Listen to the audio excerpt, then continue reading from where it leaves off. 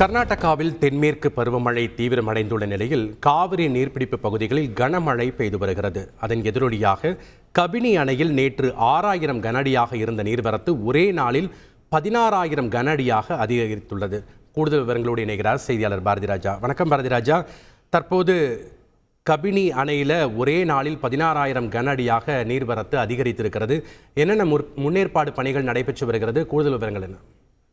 கண்டிப்பாக முதல்ல இந்த கர்நாடகாவில் தென்மேற்கு பருவமழை இந்த ஜூன் மாத தொடக்கத்தில் தொடங்கியது 3 வாரங்களில் தற்போது தீவிரமடைந்திருக்கிறது. குறிப்பாக கடலோர மாவட்டங்களாக இருக்கும் உடுப்பி, சிக்கமகளூரு, குடகு ஆகிய மாவட்டங்களில் தற்போதுதான் கனமழை பெய்து வருகிறது. இதன் காரணம் என்னவென்றால் இதெல்லாம் காவிரி நீர்பிடிப்பு பகுதிகளாக பார்க்கப்படுகிறது. இங்கு பெய்யும் மழைதான் காவிரி அணைகளில் புரண்டோடும் என்பது குறிப்பிடத்தக்கது. இந்த குடகு மாவட்டத்தில் பெய்யும் கனமழையின் எதிரொலியாக KRS அணைக்கும் அதே போல குடகு மாவட்டத்திலேயே உள்ள ஆரங்கி அணைக்கும் நீர்வரத்தானது அதிகரிக்க தொடங்கியிருக்கிறது. குறிப்பாக மற்றொரு விஷயம், நேரடியாக தமிழகத்திற்கு தண்ணீர் கிடைப்பது கபினி அணையிலிருந்து. இந்த கபினி அணைக்கு நீர்வரத்து என்று பார்க்கும்போது வயநாடு அதே போல கேரளா, கர்நாடக மாநிலங்களை ஒட்டிய பகுதிகளில் எல்லை பகுதிகளில் பெய்யும் மழை இந்த அணைக்கு வருவது வழக்கம். இந்த அணையின் நீர்வரத்து நேற்று 6000 கன அடியாக இருந்த நிலையில் தற்போது அந்த பகுதிகளில் பெய்து வரும் கனமழையின் எதிரொலியாக ஒரே நாளில் 16000 கன அடியாக அதிகரித்திருக்கிறது என்பது குறிப்பிடத்தக்கது.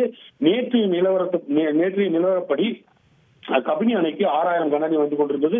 ஆனால் இன்று 16977 கன அடியாக அது உயர்ந்திருக்கிறது என்பது கிட்டத்தட்ட 17000 கன அடி என்பது குறிப்பிடத்தக்கது. அணையின் நீர்மட்டத்தை பொறுத்த மட்டும் நேற்று 2266 கடல் மட்டத்திலிருந்து 2266 அடியாக இருந்தது 2269 அடியாக உயர்ந்திருக்கிறது என்பது குறிப்பிடத்தக்கது.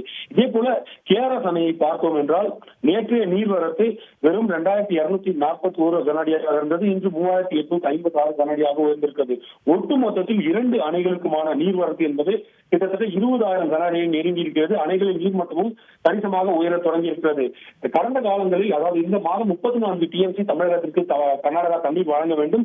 ஆனால் அணையில் நீர் இருப்பு மிகவும் குறைவாக இருப்பதை காரணம் காட்டி கர்நாடக அரசு தவிர்க்க முயன்றது. ஆனால் தற்போது அணைக்கு நீர்வரத்து என்பது அதிகரிக்க தொடங்கி இருப்பதால் தமிழகத்திற்கு தண்ணீர் கிடைக்கும் வாய்ப்புகளும் உள்ளது. இது மட்டுமல்ல, அடுத்த 7 நாட்களுக்கு இந்த கடலோர மாவட்டங்களில் காவிரி நீர்பிடிப்பு பகுதிகளில் உள்ள மாவட்டங்களில் கனமழைக்கு வாய்ப்புள்ளதாக வானிலை ஆய்வு மையமும் தெரிவித்திருக்கிறது. இதன் எதிரொலியாக அணைக்கு நீர்வரத்து மேலும் அதிகரிக்கவும் வாய்ப்பிருக்கிறது. நன்றி பாரதிராஜா, உங்களுடைய தகவல்களுக்கு. செய்திகளை உடனுக்குடன் தெரிந்து கொள்ள உடனே சப்ஸ்கிரைப் பண்ணுங்க.